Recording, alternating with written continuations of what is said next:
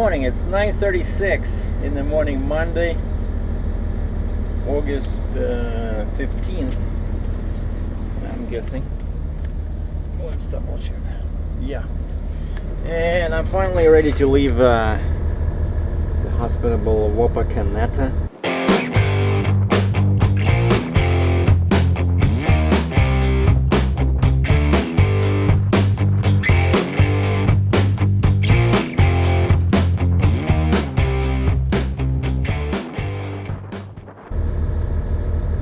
Difficult to pronounce name, but I think I'm mastering it.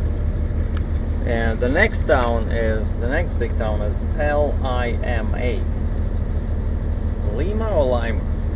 Because Wapakoneta should be Wapakoneta, but it's Wapakoneta. So I went there when I was getting coffee.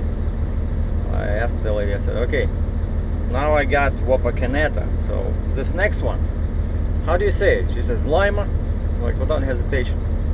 So okay, so in the case of Lima, the rules of pronunciation do apply.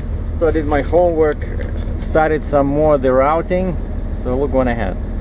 That's what I do when I know that my GPS, like basically my next point is Toledo, right? I'm just trying to get to Michigan, but I cannot enter Michigan yet because I still don't have a permit. I asked them this morning, the dispatch says no, nothing yet. But I know it'll take me at least 2 hours to get to Michigan from here. So, and why I waited so long to leave the truck stop is because, according to this little booklet, United States Truckers Regulations on Oversized Load and Pilot Car Directory, there's a curfew in the glorious town of Lima. So I cannot be there before 9. And so I waited. And of course it's raining now again. And so what I did is I used Google Maps to choose, like 3 arbitrary points along the route. I click on the map and something where I can get an address, like this one. The first one is some kind of a store in Cairo, Ohio, because it's just north of Lima on OH-65, because I have to be there. I have to go through OH-65 road, right? So that's my stop number 1. So I'm gonna program it in a GPS so that it sends me down there. So hopefully it's not gonna send me on I-75. After Lima, I cannot go there. And then stop number 2, Grand Rapids, Ohio. That's again Ohio Highway 65 near the river at the very top. And then stop number 3 is in Toledo, because that also takes me to this Route 25, and then to 2.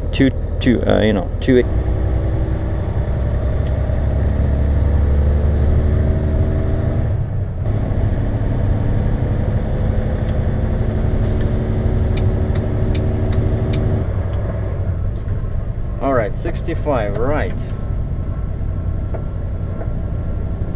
Wow, somewhere here.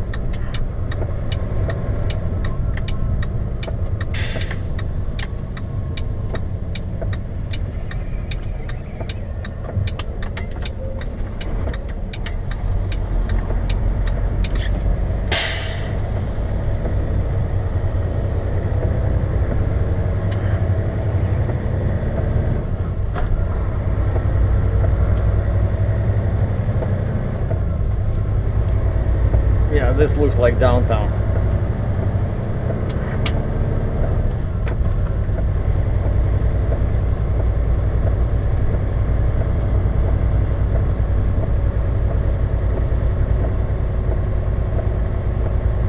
.65 straight.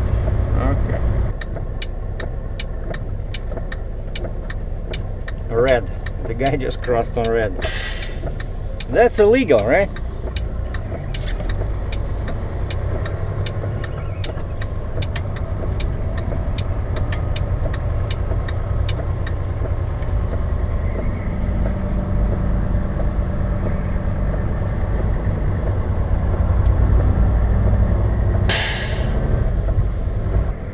Yeah, this is a small pilot, kind of like last truck stop in Ohio on the way to Michigan. It's exit 210 off I-75.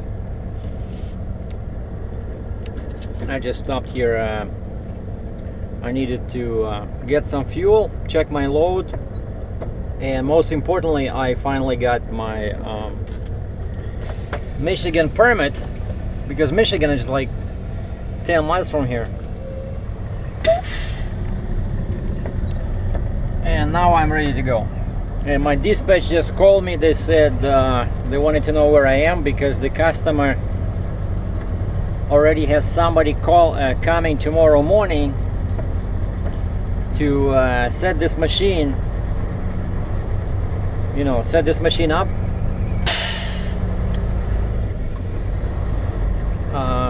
Because evidently it's supposed to go on the construction site first thing tomorrow morning. Well, of course, the Michigan scale was open, like the first one on I-75, and I'm going through there where the white truck is now going. And if they don't stop you, the sign lights up that says freeway, go straight. But if they want to send you on the scale, because the scale is on this side of that little building, an arrow lights up pointing like this way, and that's what it did for me, like pop up, like basically no freeway, go this way, go to the scale. And I go to the scale and the guy stops me and he says, they have speakers here on the left side. I open the window and he says, yeah, stop right there, bring your registration, license, driver's license, and your permit. And I come in, and the first thing that the officer asks me is, do you have your oscillating lights on? That's what he called it. And the way he asks that, it's impossible to decipher. Like, does he want them on, or does he want them not? Does he want them turned off? And I said, yeah, I have them on. And I had them off in Ohio. But then, you know, Michigan, they're very strict. Figured might as well turn them on.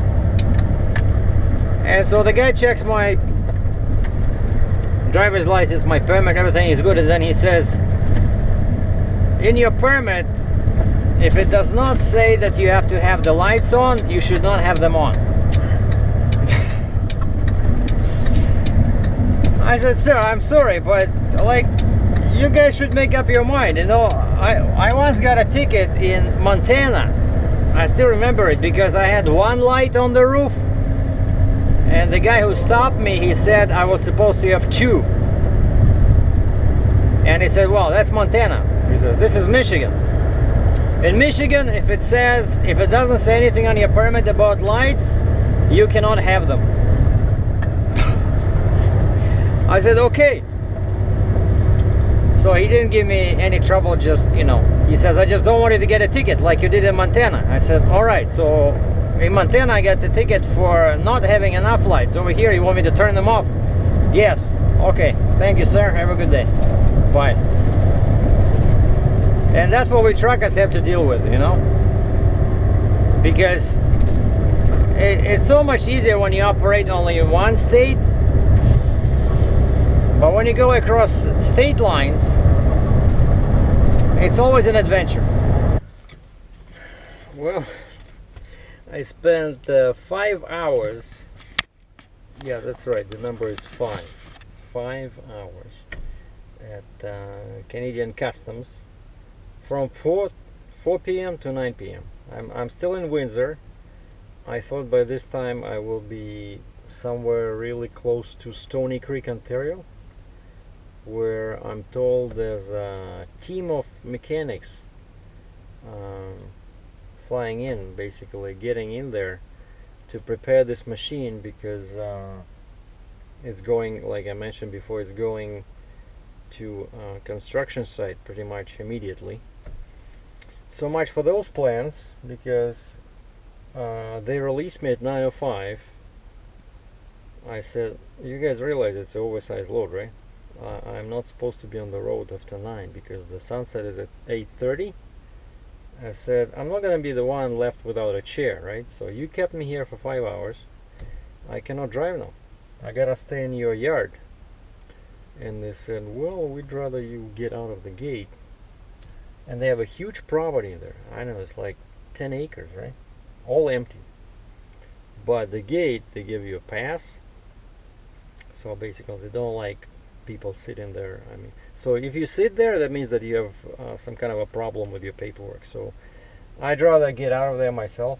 And the guy said, well, just go around the gate, and there's this customs processing center, and they have their own parking lot, and people just stay here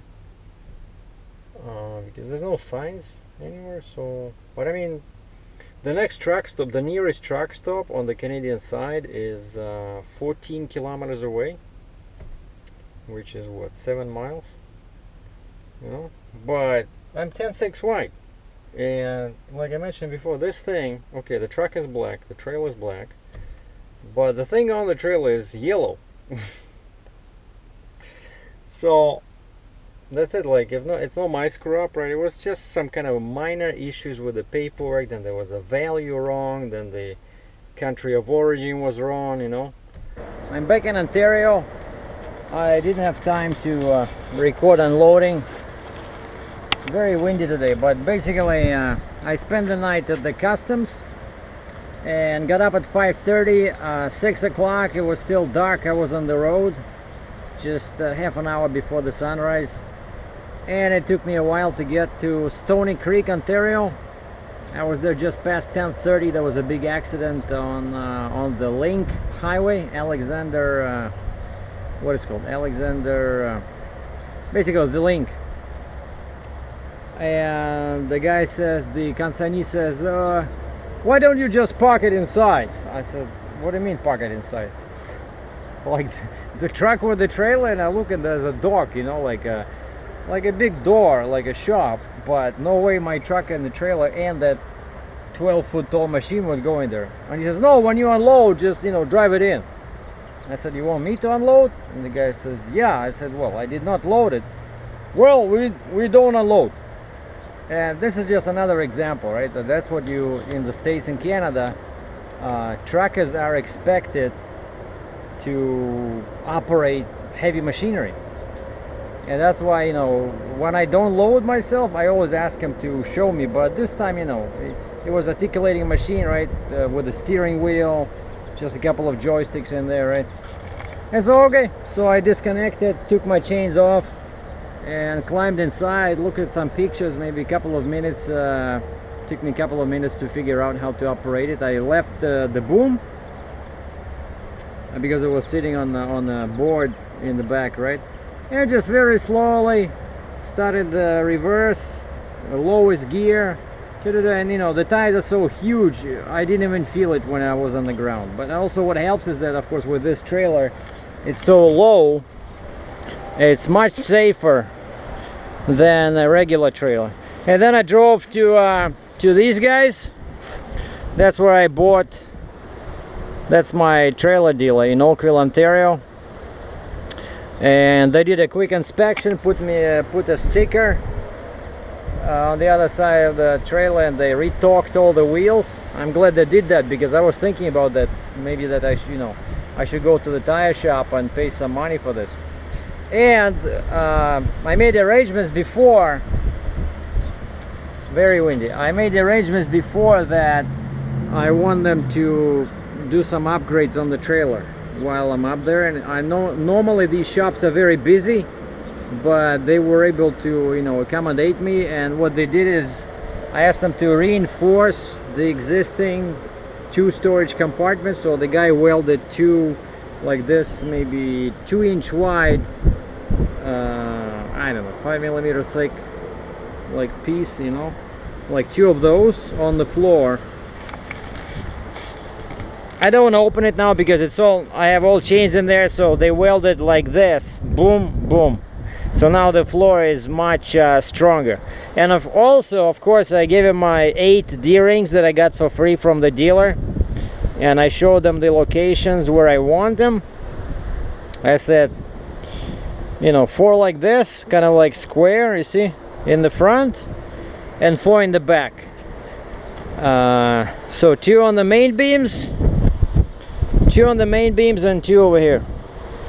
So now it would be much easier to deal with. If I had to carry that machine again that I just had, it will be much easier. But of course the downside is that you got to be careful not to put these too close, because then if they give you a crate, well, you got to block it anyways. All right, so gonna be a block in here. Oh, and also I asked them to do this, so they welded these, and actually that's what's inside. That's over there, the existing storage, but that mesh is very weak, right? So they welded two of these, like basically in this position, 1, 2.